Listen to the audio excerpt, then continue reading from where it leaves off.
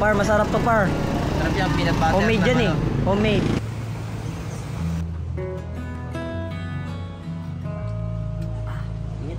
Yung ilog, konektado siya sa dagat. So tara, punta natin.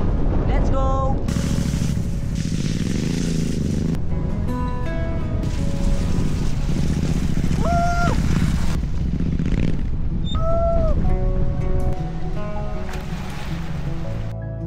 Good morning po, welcome po sa ating panibagong video. So ngayon pupunta tayo ng Aurora at mag-overnight camping tayo sa Dingalan. Ano tayo dun guys ng beach.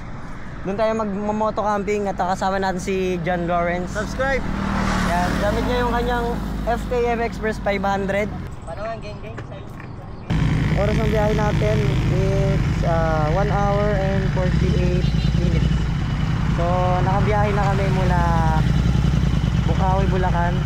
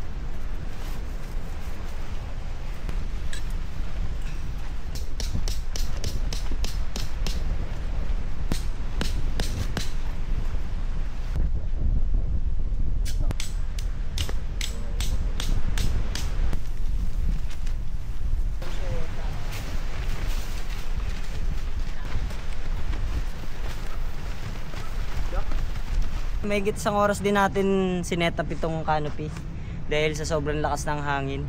Tinali ko dyan, dito, yan, mahigpit na yan. And dito katabi natin si paring Lawrence, ayun, pakamacho.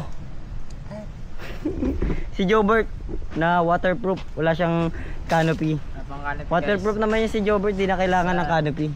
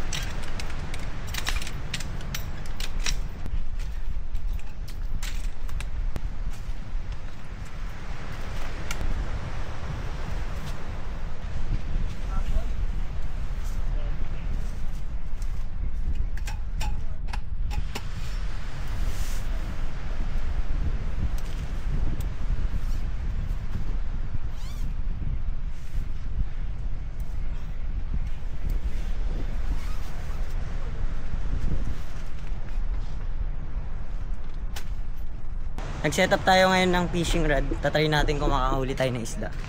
So ito yung gamit nating fishing rod kay Jobert to. Tatry natin makahuli doon guys sa dulo. Pero tatry lang naman natin.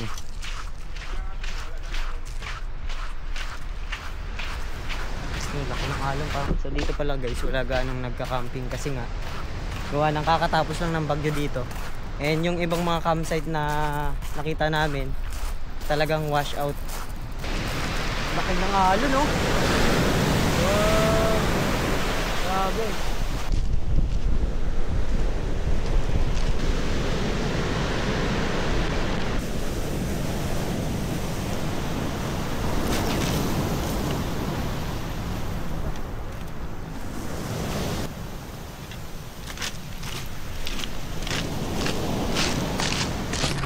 Parang malabong makahuli tayo dito guys dahil sobrang lakas ng alon.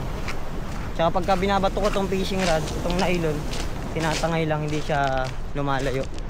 So dahil di tayo nakahuli ng isda ngayon, mamimili na lang tayo dun sa labas kung ano yung pwede nating ulamin.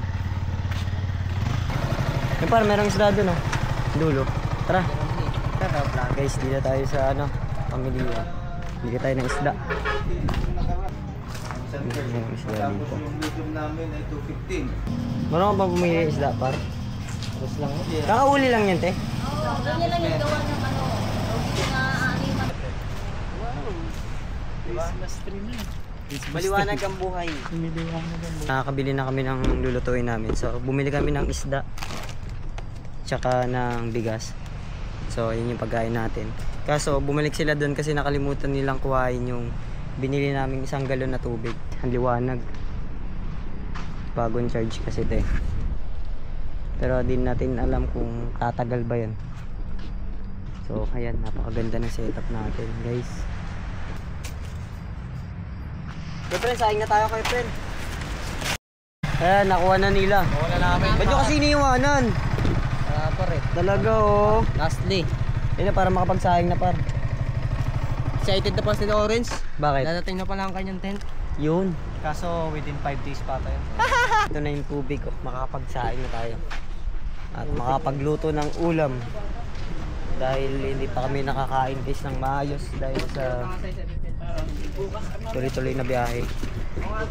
Gulat din si nanay ko. Ano sabi? Ay, tumawa siya. Lalagay tayo nito kasi medyo malakas yung hangin ngayon dito.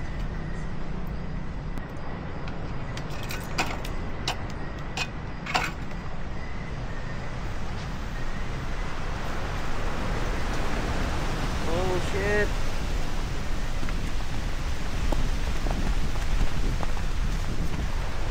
Lumabas, man.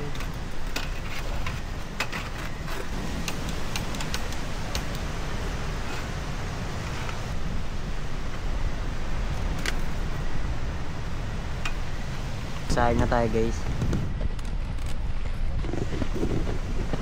So ito yung lulutuin natin ngayon. Lalagyan natin ng sabaw. Anong isda ba tawag dito par? Yun na nagtitinda, masarap daw to sabawan. Ito. Inimix na to boy. So yun guys, lulutuin na natin yung isda. So meron tayong pamprito, meron din tayong pang sabaw. So di ko alam kung anong tawag dito sa isda natin. Ano daw yellowfin? Yellowfin ba? Yan yung pagkakatanda. Yung isda kasi nito yung para siyang flat. Oo. Yun nga, yellowfin. Hindi yellowfin, iba yung yellowfin Iba pa yung eh. yellowfin Yellowfin yan. mataba eh. Ito flat kasi ito eh, flat. Ito yung sasabawan natin. First time ko nga kumain ng ganitong isda eh. Pero ang mahal ng isda na to eh. Oo. Lagyan natin to kasi. Sakto lang ha, para di maalat. So yung isda lalagyan din natin ng talbos para syempre healthy yung kakainin natin ngayon. Hindi puro dilata yung kinakain natin. So ito dito guys, yung isang chef. Paluto na yung pangalawang saing. So ready na natin yung sinabawan na isda. Ayan na, umaambon na. So dadalhin na lang namin to doon para maayos yung pagluluto natin. Oo nga no, meron namang pandong dito, ba't di na lang tayo dito magluto? Lalakas ng amats eh no, doon pa nagluto sa tent. Pero okay lang kasi guys, umaambon kasi. Ayan no. Sadyang ano lang, hindi maganda lang talaga pa nun. Hindi, mas maganda kasi talaga nagluluto ka sa tent. Pero ngayon, Pero ngayon, dito muna tayo. Kasi total naman eh. Buto na guys. Ricardo. Buto. Takto lang. Hindi natin asin.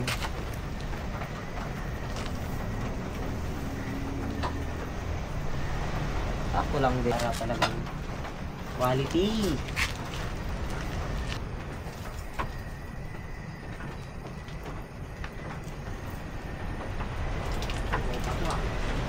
Ano yan, ulo?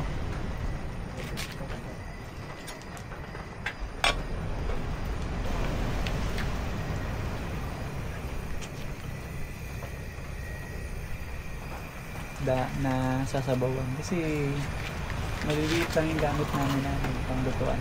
So, Panalo? panalo yung sabaw. Hindi, napakagaling magluto. Hindi yan nag-aaral ng paglulutuan. Ano ka ba natuto? Nag-aaral yan. Subok-subok ka lang. Mga. Sige, sige. Ayos. Sige, So, sige. yun guys, napakaswerte dahil Gipa, gipa. hindi yan nag-aaral si Jay ng pagluluto. So, it's a Gipa, plus gipa. guys, diba?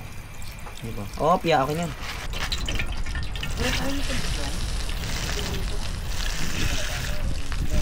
Ano? Hindi dumili ko to. Dapat pala dyan. Ay namin yung bag. Ay namin yung bag. Hindi, huwag mo dalawang gawin nyo. Talaga ng ano nyo. Bibili mo pa yung ano, yung parang baka. Yung mga ganun. Pati yung mga batch. Yung ako. Ito na yung ating pagkain. So, ito yung sinabawan. Ilagyan lang natin ng ano yan, sibuyas, bawang, luya. Tsaka itong I like it. tawag dito, talbos. Kasi ito giniling. So, ito yung isa guys. Oh. Minute ko lang. Ayan. Tara, kain tayo.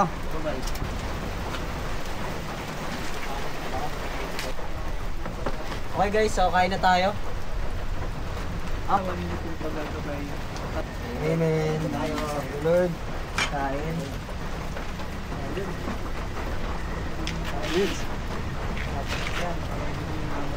Para Sarap. something masarap na. Lager ka na ulit ko yun.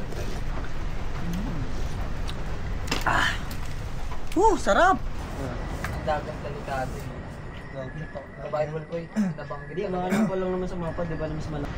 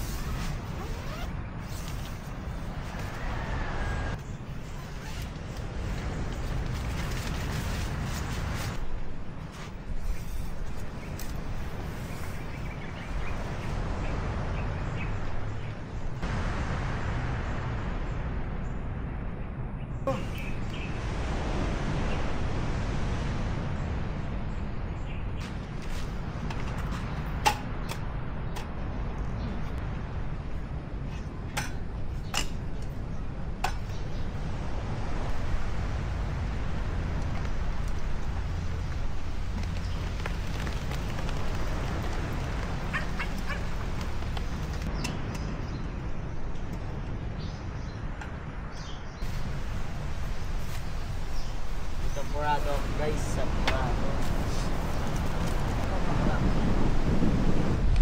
Oh shit.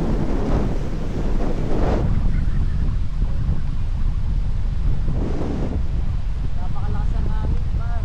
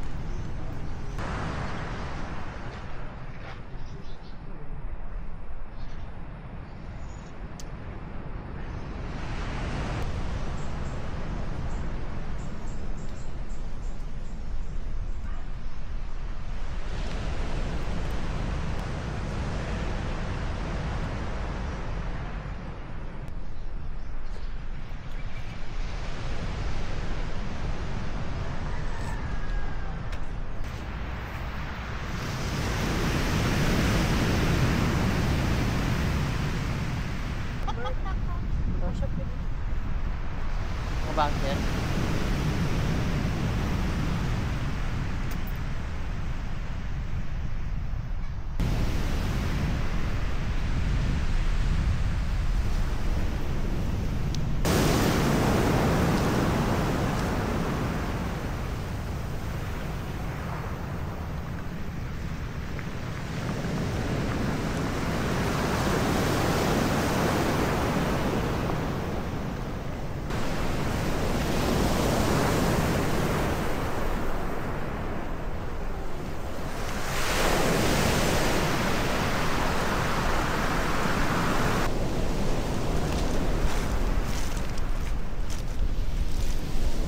Bibili tayo ngayon sa labas guys ng pandesal. So hanap kami doon ng mga tinapay at magmumotor kami. So ito yung gamit naming motor, tag-iisa kami.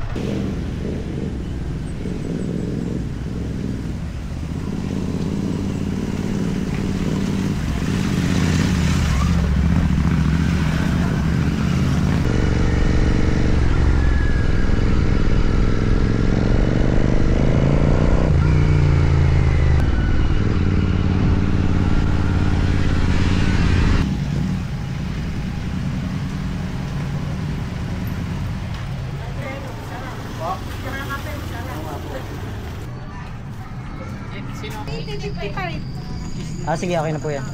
Ito yung masarap na peanut butter yung sa bakery. No par no. Natin napapalamanan natin ng peanut butter. Par, masarap to par. Sarap yung peanut butter. Homemade yan eh. Homemade. Ito yung masarap na peanut butter yung Tinggalan. galing sa sa bakery.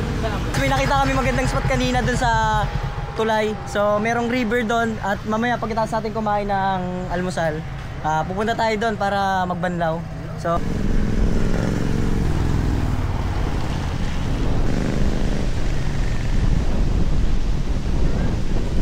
lakas ang hangin dito guys. May nakita kami magandang spot dito sa ilalim ng tulay. Pero natry natin bumaba dyan. Tara maligo dito guys, oh, sa ilalim ng tulay. May nakita kaming spot. So titignan natin kung makakababa tayo. So tara guys, dito yung daan papuntang ilog. So ayun yung tulay oh. Ito yung pinasok namin ngayon. Maputik, ay mabuhangin.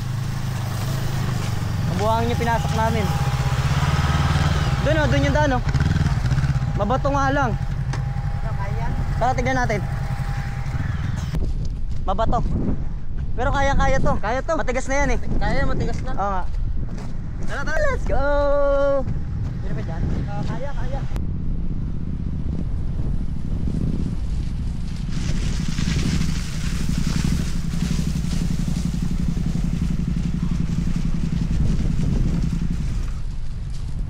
Yung ilog, konektado siya sa dagat. So tara, punta natin.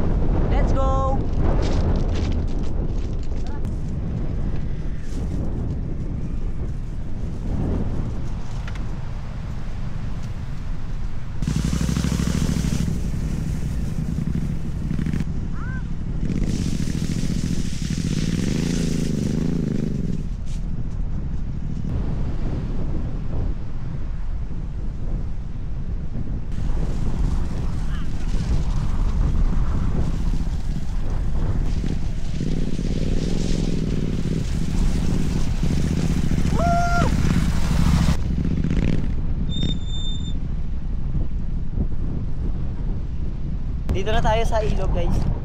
Sa ilalim ng tulay. Yun yung tulay. Tapos yung dinaanan namin puro mabato. Eh yung ilog pala dito, konektado siya sa dagat.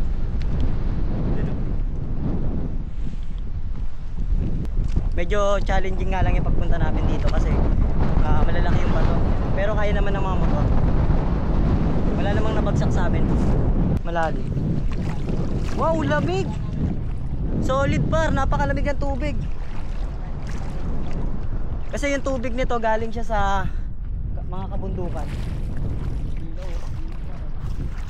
Solid guys, tara ligo tayo. Tara guys, ligo tayo. Tara, tara, tara.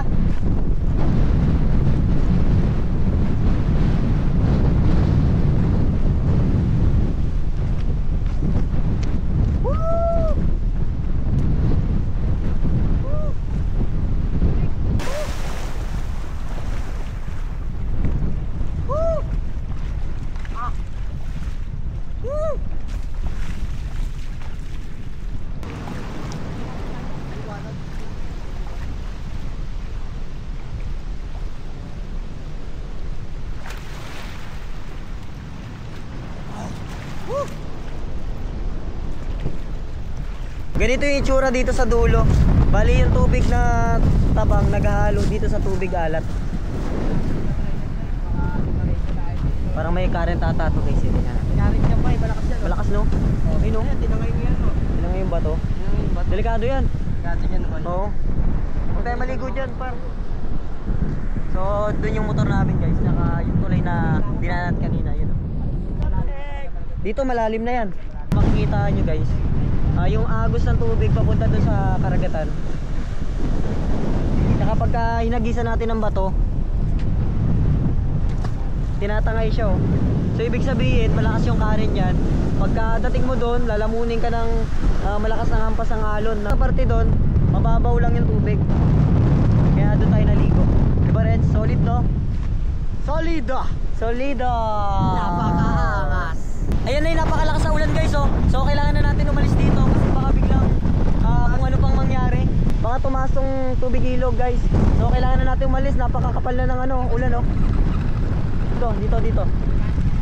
So tara, alis na tayo dito.